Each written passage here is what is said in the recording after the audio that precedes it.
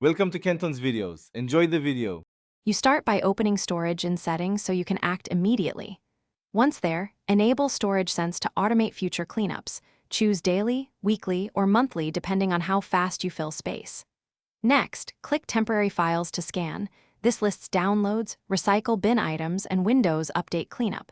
Select only the categories you trust, then press Remove Files. This removes junk safely while leaving system files intact. Make sure to keep installers you may need. Once you want deeper cleaning, run Disk Cleanup as an administrator. Right-click Start, run Cleanger, and pick your system drive.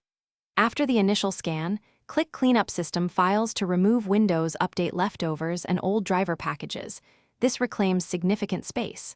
Then return to storage and inspect Other or the Apps list to uninstall bulky, unused programs.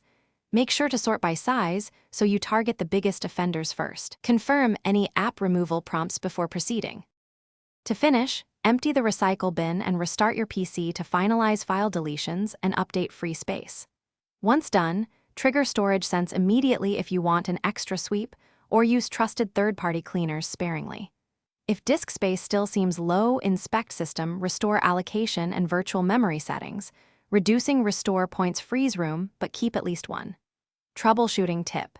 If space doesn't change, run chkdsk and check for hidden folders or a large. Thanks for watching. Consider subscribing if we helped you.